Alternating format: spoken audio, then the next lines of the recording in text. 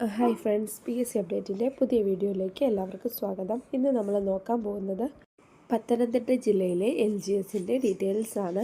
Previous cut off, expected cut off, അതുപോലെ തന്നെ ഇതുവരെയുള്ള അഡ്വൈസ് ഡീറ്റെയിൽസ്, അതേപോലെ സപ്ലിമെൻ്ററി ലിസ്റ്റിൽ വന്നാലുള്ള സാധ്യതകൾ, ആവറേജ് റിപ്പോർട്ടഡ് വേക്കൻസീസ് എന്നീ കാര്യങ്ങളെക്കുറിച്ചാണ് നമ്മൾ ഇന്ന് ഈ വീഡിയോയിൽ നോക്കാൻ പോകുന്നത്. അന്നേരം നമുക്ക് വീഡിയോയിലേക്ക് കടക്കാം. പത്തനംതിട്ട ജില്ലയിലെ പ്രീവിയസ് കട്ട് ഓഫ് എന്ന് പറയുന്നത് 66.33 ആയിരുന്നു. ഇത് 2021 നടന്ന എക്സാമിൻ്റെയാണ്.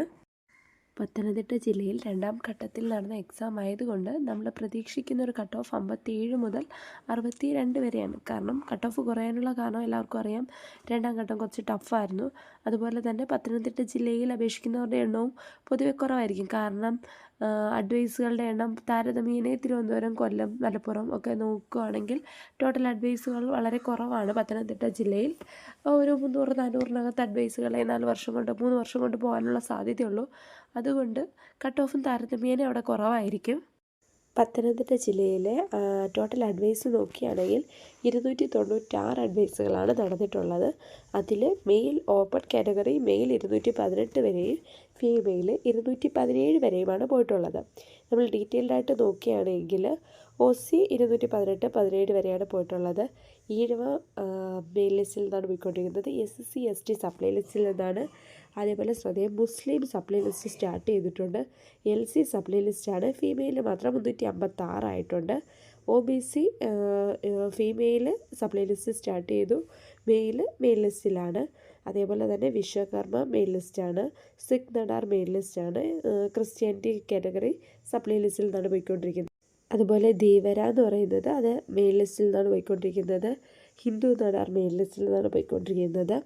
ഇത് വെച്ച് നോക്കുകയാണെങ്കിൽ SC ST മുസ്ലിം LC അതേപോലെ തന്നെ OBC എന്നീ കാറ്റഗറിയിലൊക്കെ സപ്ലൈ ലിസ്റ്റ് സ്റ്റാർട്ട് ചെയ്തിട്ടുണ്ട്. അതിനും സപ്ലൈ ലിസ്റ്റിൽ വന്നാലും പ്രയോജനമുണ്ട്. പത്തനംതിട്ട ജില്ലയിൽ പൊതുവെ ഒരു ചുരുങ്ങിയ ലിസ്റ്റായിരിക്കും പത്തനംതിട്ട ജില്ലയിൽ വരുന്നത്. കാരണം ടോട്ടൽ അഡ്വൈസുകൾ വളരെ കുറവായതിനാൽ അതുകൊണ്ട് സപ്ലൈ ലിസ്റ്റിന് ഒരു പ്രയോജനപ്പെടുന്നതാണ് പത്തനംതിട്ട ജില്ലയിലെ റാങ്ക് ലിസ്റ്റ് എന്ന് പറയുന്നത്.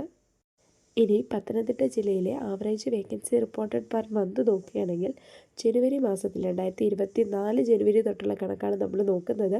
2024 ജനുവരിയിൽ 8 വേക്കൻസി, ഫെബ്രുവരിയിൽ 9, മാർച്ചിൽ 16, ഏപ്രിൽ 5, മെയ്യിൽ 3 എന്ന് വെച്ച് നോക്കുകയാണെങ്കിൽ ഈ 5 മാസത്തിൽ തന്നെ 10 മേൽ മാർച്ചിൽ മാത്രമേ വന്നിട്ടുള്ളൂ.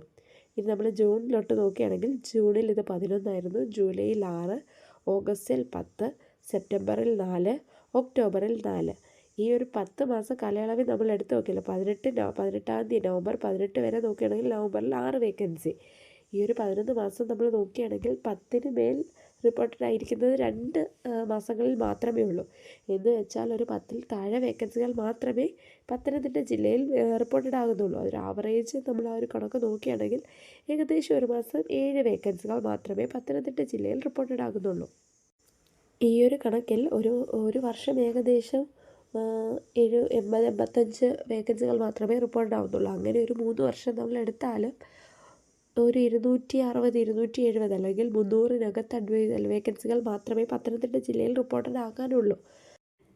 കഴിഞ്ഞ വർഷത്തെ റാങ്ക് ലിസ്റ്റുമായി നമുക്ക് ഒരിക്കലും കമ്പയർ ചെയ്യാൻ പറ്റില്ല. കാരണം ഇതുവരെ 2 വർഷത്തിനുള്ളിൽ 286 അഡ്വൈസ് പോയല്ലോ എന്നുള്ളത്. കഴിഞ്ഞ വർഷത്തെ റാങ്ക് ലിസ്റ്റിനുള്ള പ്രയോജനം എന്ന് വെച്ചാൽ 2021 ഓഗസ്റ്റ് മുതലുള്ള വേക്കൻസികൾ ആ ലിസ്റ്റിന് അനുകൂലമായിട്ട് വന്നിട്ടുണ്ട്. കാരണം കൊറോണ മൂലം ഒരു വർഷത്തോളമുള്ള റാങ്ക് ലിസ്റ്റുകളൊന്നും ഇല്ലാത്ത സാഹചര്യത്തിൽ പിന്നെ 2022 ജൂലൈയിലാണ് പുതിയൊരു റാങ്ക് ലിസ്റ്റ് വരുന്നത്. അന്നേരം ഒരു വർഷത്തോളമുള്ള വേക്കൻസികളെല്ലാം ആ റാങ്ക് ലിസ്റ്റിനാണ് കിട്ടിയിട്ടുള്ളത്. എന്ന് വെച്ചാൽ നിലവിൽ വന്ന സമയത്ത് ഏകദേശം പത്തനംതിട്ട ജില്ലയിൽ 73 വേക്കൻസികൾ ഉണ്ടായിരുന്നു. അത് നമുക്ക് എന്തായാലും ഈ വർഷം പ്രയോജനപ്പെടില്ലല്ലോ.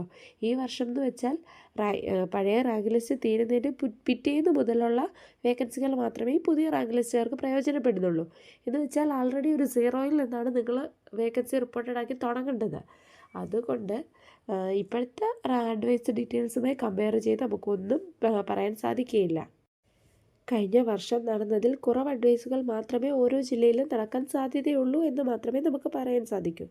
അതുകൊണ്ട് പത്തനംതിട്ട ജില്ലയിൽ LGS എഴുതി എല്ലാവർക്കും ഈ വീഡിയോ പ്രയോജനപ്പെടുമെന്ന് പ്രതീക്ഷിക്കുന്നു.